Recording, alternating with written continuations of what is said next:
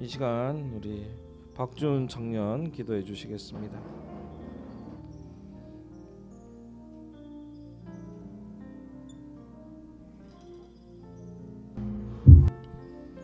하나님, 오늘 예배드리게 하심 감사합니다.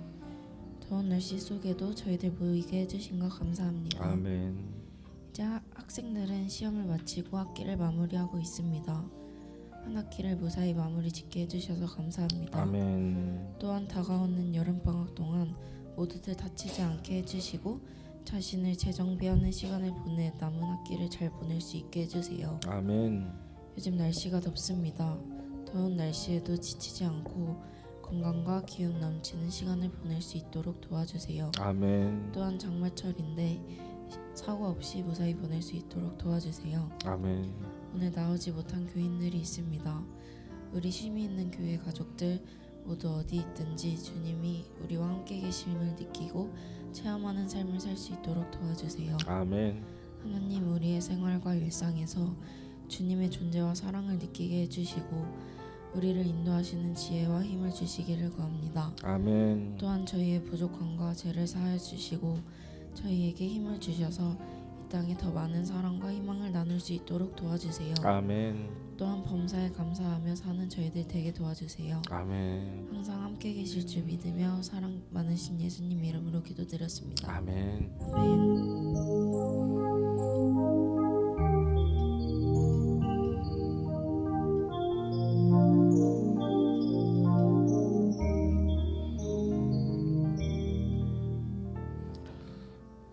오늘 말씀은 예레미야 애가에서 보겠습니다. 예레미야 애가 교도하겠습니다. 예레미야 애가 19절부터 23절까지입니다. 어떤 배가 침몰했습니다. 근데 그 안에 사람들이 갇혀 있었어요. 배가 뒤집어져 가지고 배가 갇혀 있었는데 그 배가 쭉 가라앉아 가지고 수심이 우리 마치 예전에 우리 세월호 기억이 나지만 그 수심이 한 50몇 메다에 있었던 그런 배입니다. 제가 여러분 이렇게 보여도 그 다이빙 스쿠버 다이빙 자격증이 있습니다. 아니 왜 놀라시는 거죠? 깜짝 놀랐다는 듯이 있습니다. 제가 가서 딴 적이 있는데 문제는 뭐냐면 우리가 수심이 깊은 곳에 들어가면 온몸이 압박을 받습니다. 그 10m당 1기압씩 올라가요. 그러니까 지금 우리 지구 대기가 1기압이에요. 근데 이제 10m 내려갈 때마다 1기압씩 올라가는 겁니다. 40m, 50m 되면 5기압, 6기압 이렇게 되죠. 근데 이제 거기 내려가서 있으면 모든 게 압축이 됩니다. 근데 거기서 이제 숨을 쉬고 살아 있었다는 것은 지금 올라오면은 기하급수적으로 그 숨 쉬었던 게 뻥튀기가 됩니다. 공기가. 그래서 갑자기 올라오면 죽습니다. 올라오면은 그 공기가 여러분 그 바다에 농구공 가지고 들어가는 거 보셨죠? 이만한 게 들어가면서 쪼그라들잖아요. 마찬가지로 많은 공기를 밑에서 마시고 난 다음에 그냥 올라오면 그 안에 있는 그 피 속에 있는 그 공기 방울들이 갑자기 커져가지고 혈관들을 막습니다. 그게 이제 잠수병이라고 하거든요. 그래서 올라오면서 조금씩 올라오면서 숨을 계속 쉬어야 돼요. 그러면서 계속 공기를 내뱉어 줘야 됩니다. 아무튼 그래서 50m 이하로 그 잠수가 아니라 그 배가 가라앉으면 사람을 구해도 그냥 바로 건져 올릴 수가 없어요.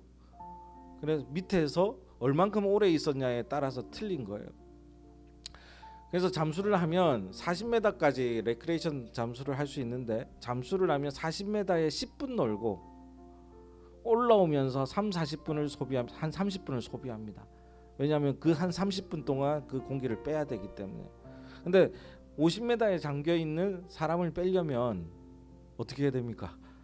거기에 1시간만 있어도 실제로 올라오는 시간은 거의 대여섯 시간을 조금씩 올라오면서 이 사람들이 숨을 쉬어줘야 돼요. 그래서 여러분 그 옛날에 그 세월호 때 다이빙 벨이라고 있잖아요. 이렇게 된 거. 그 안에서 천천히 올라오면서 계속 숨을 쉬고 내뱉어야 되는 겁니다. 근데 그 사람들이 갇혀서 있는 그 순간에 미국에서 있었던 일인데, 미국의 그 네이비실인가요? 그 군인들이 내려가 가지고 똥똥똥 하면서 치니까 안에서 땅땅땅 하는 소리가 난 거예요. 근데 땅땅땅 하는 소리가 뭔지를 들어보니까 모스 부호인데 소리는 안 들리고, 모스 부호인데 뭐라고 얘기하고 있냐니까 희망이 있습니까? 라는 얘기가 들려오더란 겁니다. 자기들도 아는 거예요. 과연 내가 살아갈 수 있을까? 라는 그 질문을 던지는 겁니다. 희망이 있을까? 이 사람의 얘기는 뭘까요? 갇혀 있는 사람들의 얘기는 우리가 구조받을 수 있는 희망이 있냐는 뜻입니다. 그 질문은요, 어떤 면에서는 우리에게도 울리는 소리일 겁니다.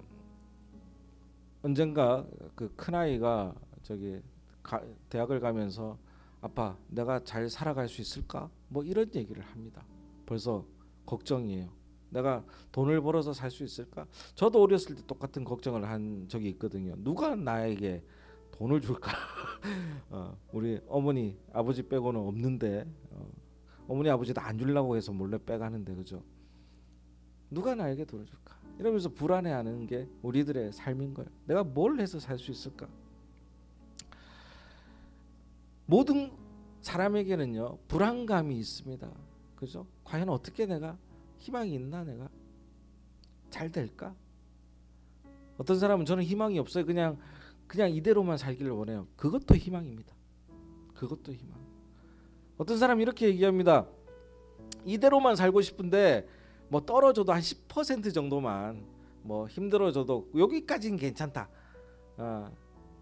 그러니까 요 정도까지만 살고 싶다. 그것도 희망입니다. 희망이. 병원에서 암 판정을 받는 순간 대부분 단계가 있죠. 부정하는 단계에서 뭐 여러 가지 단계가 있습니다. 사람이 막. 근데 결국 마지막에 물어보는 게, 선생님, 제가 희망이 있습니까? 라고 물어본다고 하죠. 살 수 있습니까? 라고 물어본다고 하죠. 희망이 있냐고 물어봅니다. 절박한 순간에 그렇게 생각하면, 절박한 순간에 가장 필요한 것은 뭐냐면 바로 희망인 거예요. 희망. 그렇듯 그리스도인에게도 성경이 보여주는 것은 하나님을 통한 뭡니까? 위로와 희망들이에요. 희망들. 너희가 나를 잘 따르고 믿고 내 말씀대로 살아가면 너희들은 내 안에서 행복할 것이다. 위로받을 것이다. 일어날 것이다. 이런 내용들이잖아요. 희망을 주는 내용이라는 겁니다. 오늘 본문으로 잠깐 돌아가서 이 예레미야는요, 주전 627년부터 40년 동안 주전 627년부터 그 40년 동안 절망의 시대에 살았던 사람입니다. 그리고 이 사람은요, 온갖 고통을 눈으로 다 봤어요. 압제당하는 것도 보고 나라가 망하려고 하는 것도 봤다는 겁니다.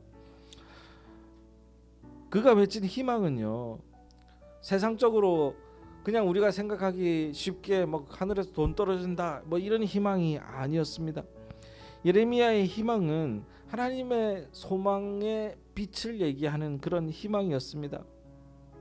마치 절망스러운 밤을 지나고 있다가 새벽이 옴을 알리는 어떤 닭의 울음소리 같은 그런 희망이었던 것이죠.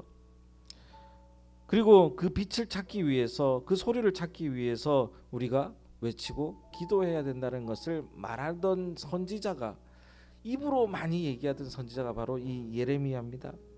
그래서 예레미야는요, 기도하고 이런 데에 대해 되게 신경을 많이 씁니다. 그래서 유명한 말씀이 있죠. 예레미야 33장 3절 한번 찾아볼까요?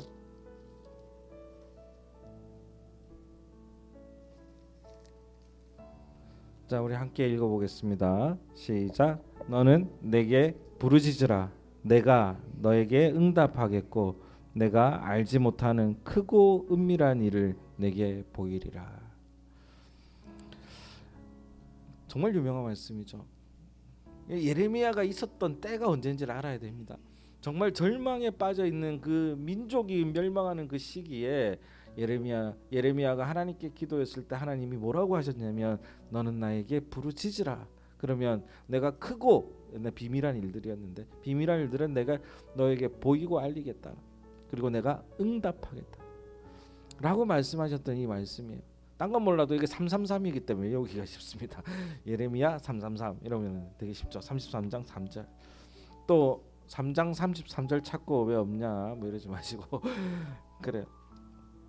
근데 오늘 본문의 말씀 다시 좀 돌아갈게요. 예레미야가 3장 19절에 보면 뭐라고 돼 있냐면 내 고초와 재난 곧 뭐와 뭐를요? 쑥과 담즙을 기억하소서. 쑥과 담즙. 쑥은 뭡니까?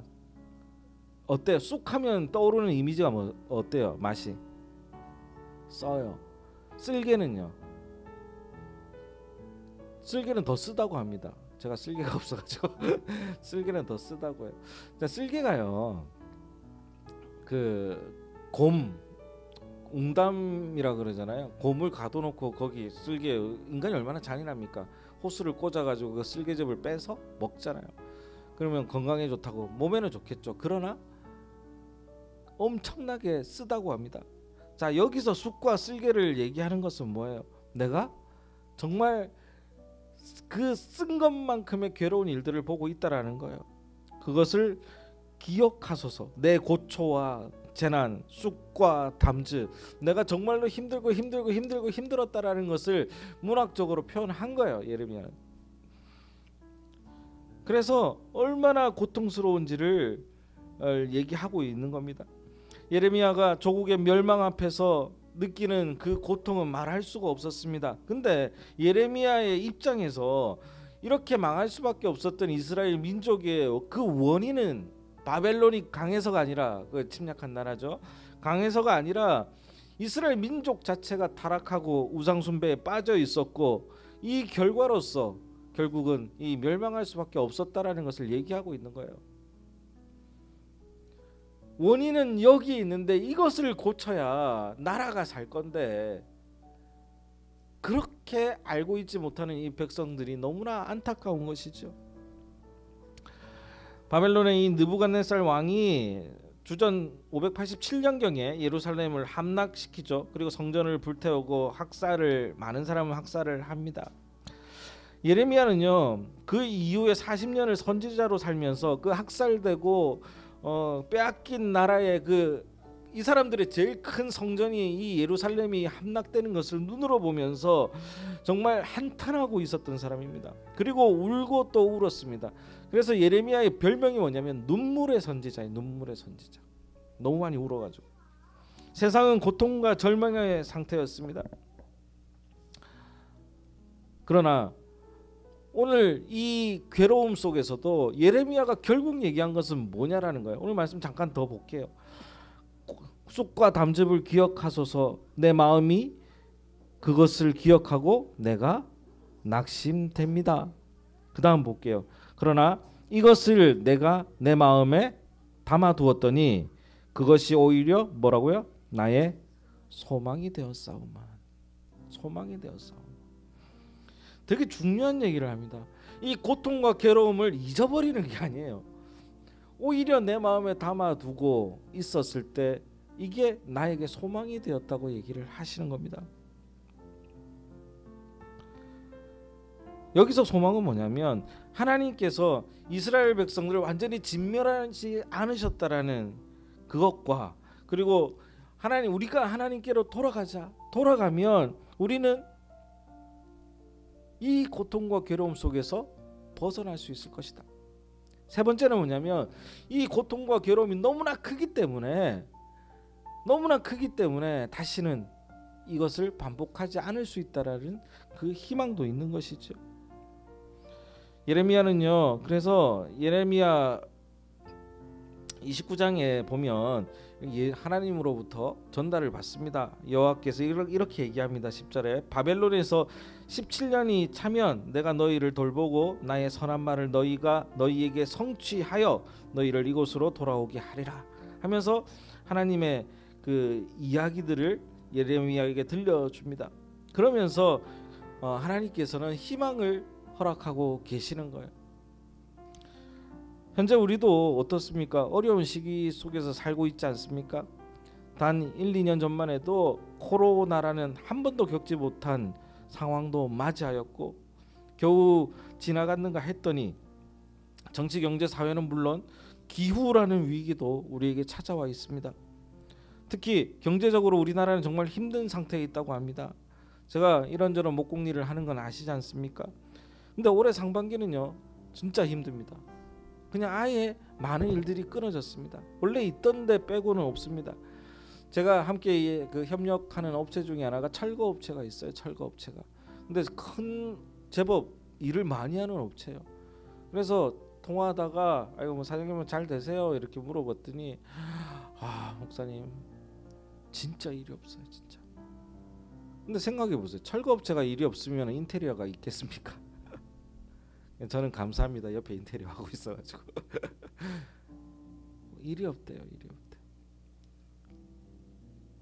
그래서 그냥 우리가 월급이라는 걸 받고 살아가고 있다면 어떤 면에서는 좀 다르게 느껴질 수 있겠지만 결국은 물가에 반영되고 월급 받는 사람들도 어떻게 돼요? 어려움을 느끼게 되는 것이죠. 그 경제가 진짜 힘들다고 합니다. 그게 우리뿐인가요? 미국 경제도 지금 힘들고 있고 일본은 어떻습니까? 엔저 현상으로 해서 수많은 관광객이 온다 그러잖아요.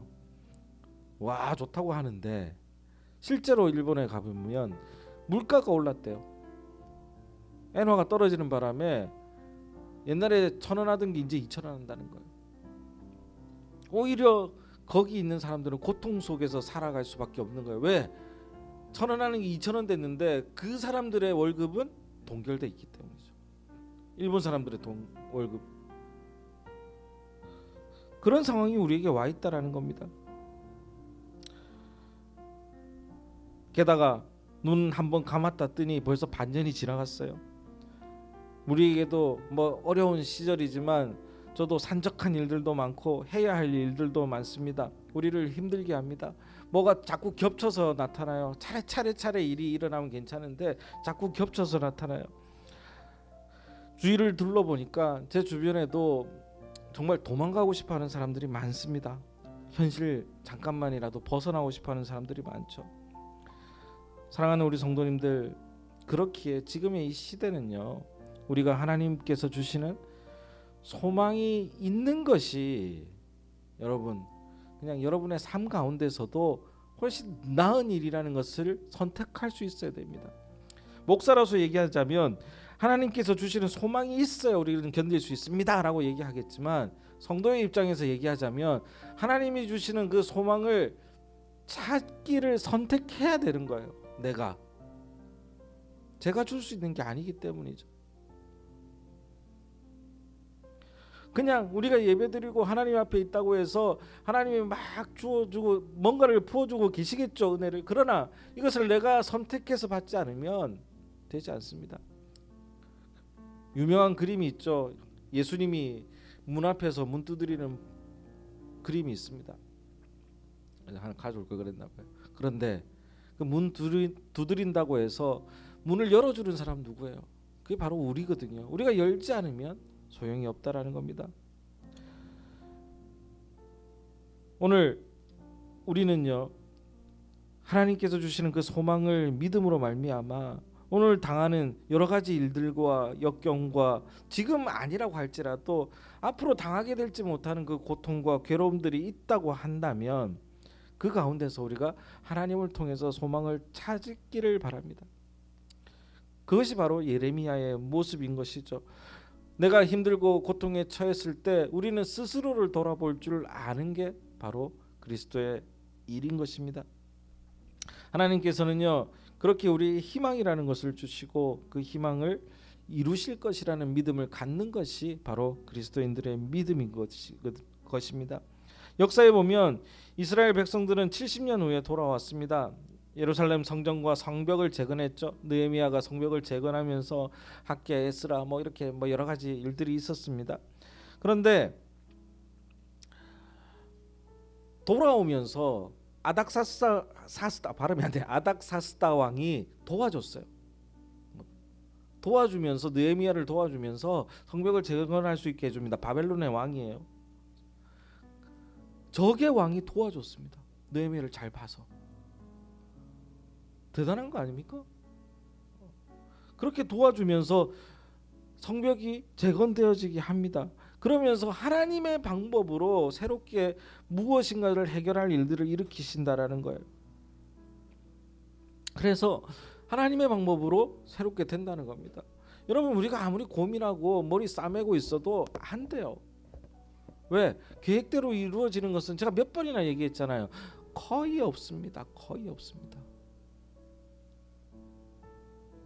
거의 없습니다. 계획대로 이루어지지 않았기 때문에 우리가 절망하고 낙심하는 것이 아니라 내 계획대로가 아니라 하나님 계획대로 우리의 삶이 이루어지고 있는지를 확인하는 것이 그리스도인들의 모습이라는 것이죠. 그리고 하나님의 역사가 자연스럽게 우리의 삶에서 이루어졌다면 우리는 하나님께 감사할 줄 알아야 된다는 겁니다. 감사할 줄 알아야 되는 겁니다. 굳이 하나님은요, 놀라운 갑자기 이해할 수 없는 초자연적인 현상으로 기적을 일으키시지 않아도 하나님의 계획은 역사 속에서 이루어진다는 것을 믿는 것이 우리의 믿음인 줄로 믿습니다. 문제는요, 이 사실을 알릴 사람들이 필요한 것이죠. 이 세상에는 나뿐만 아니라 절망 속에서 소망을 말하고 희망을 말할 수 있는 신앙인들이 필요합니다. 다 힘들 때 누군가 나도 힘들지만 손 내밀 수 있는 자가 저는 우리 쉼이 있는 교회 성도님들 되기를 바랍니다. 이 세상이 어려움을 당할 때 예수 믿는 자들도 그 어려움에서 예외는 아니잖아요. 그러나 그 고난의 때, 고난의 시간에, 힘든 절망의 시간에 희망은 그 희망을 믿는 사람들의 몫인 거예요. 내가 믿어야 이게 현실이 되고 내가 믿어야 이것이 나에게 와서 사실화가 되는 것입니다. 염세적인 사람들은 힘들 때 더 힘들어하고 모든 것을 포기하려고 합니다. 결국 이루어지는 것은 없어요. 그 가운데서도 염세주의자가 나쁘다는 게 아니라 필요하겠죠. 뭔가 변증법적인 발전을 위해서 필요하겠죠. 그러나 결국 뭔가를 해내는 사람들은 긍정의 힘을 가지고 있는 사람들이고 희망을 가진 사람들이 조금씩이나마 걸어가는 겁니다. 미국에 있는 친구랑 잠깐 그 대화를 했습니다. 그러면서 제가 막 이 일도 있고 저 일도 있고 연말에 시험도 쳐야 되고 막 우리 복지관 일도 있고 막 너무 많은 일들이 있는데 내 몸이 하나밖에라서 힘들다. 막 정신이 없다. 어떻게 해야 될지 모르겠다. 라고 했더니 이 친구가 뭐라고 하냐면 신경 쓰지 마 그래요. 그래서 남의 일이라고 함부로 얘기하냐고. 아니 그게 아니라 어차피 하나님이 하실 거야 라는 얘기를 합니다. 믿으십니까? 그러니까 우리의 삶에 이게 있어야 되는 거예요. 내가 믿으면 되는 거예요. 내가 믿으면. 또 제가 그 페이스북에 올려놨더니 공상을 올려놨더니 독일에 있는 친구가 이제 거기 살아 그러는 거예요. 여기를 살아. 그래서 돈이 없어. 갑자기 그게 무슨 뭐 산다고 사지나 했더니 매일 아침에 선포하래요. 뭐라고 우리 거라고 선포하래. 그래서 안 그래도 공사한다고 땅은 계속 밟고 있다. 뭐 이렇게 농담삼아 그렇게 얘기했더니 안 된대. 선포를 하래요. 선포한다는 얘기는 뭡니까? 내가 그걸 사실로 받아들이고 믿는다는 표현인 것이죠. 이걸 뭐 이상하게 뭐 신비주의적인 걸로 보는 게 아니라 옛날에 그 시크릿이라는 소설이 있었잖아요. 거기서 뭐예요? 간절히 믿으면 된다라는 거잖아요. 그 줄기가 어디서 나오냐면 우리의 믿음에서 나오는 거거든요. 사랑하는 우리 성도님들, 성경은요 고난의 때에 희망의 하나님 되시는 것을 말하고 있습니다. 예레미야 31장에 보니까 옛날에 하나님께서 나에게 나타나사 내가 영원한 사랑으로 너를 사랑하기에 인자함으로 너를 이끌었다 하노라. 이렇게 얘기하고 있습니다. 로마서에 보니까 소망의 하나님이 모든 기쁨과 평강을 믿음 안에서 너희에게 충만하게 하사 성령의 능력으로 소망이 넘치게 하시기를 원하노라 라고 말씀하고 계시죠. 고난의 때에, 절망의 때에 하나님이 희망임을 우리 마음에 새기시고, 우리가 고난의 현장에 있다고 할지라도 주님을 사랑하면서 기도하면서 하나님을 의지하면 희망의 신앙인이 될 것입니다. 사랑하는 여러분, 우리 성도 여러분, 이것이 내가 희망을 갖고 이것을 알리는 것이 뭐냐면 바로 희망의 영성인 것입니다. 오늘 우리가 함께한 말씀은 바로 희망의 영성이고, 고통과 절망, 힘듦이 사라지는 게 아닙니다. 여러분 착각하시면 안 돼요. 없어지는 게 아닙니다. 오히려 그것을 마음에 담아 놓기 때문에 조금만 우리가 나은 상황에 처하더라도 우리가 감사가 생기고 희망이 생기는 겁니다. 마지막으로 우리 사랑하는 우리 성도님들, 23절의 말씀을 묵상하면서 말씀을 마치겠습니다. 한번 같이 읽어볼게요. 자, 시작. 이것들이 아침마다 새로우니 주의 성실하심이 크시도소이다. 이것들이 뭐예요? 내가 마음에 담고 절망과 괴로움을 마음에 담고 또 하나님을 통해서 희망을 받고, 그죠? 이런 반복적인 일들이 뭐라고요? 아침마다 새로우니. 이게 무슨 얘기일까요? 계속 반복되니.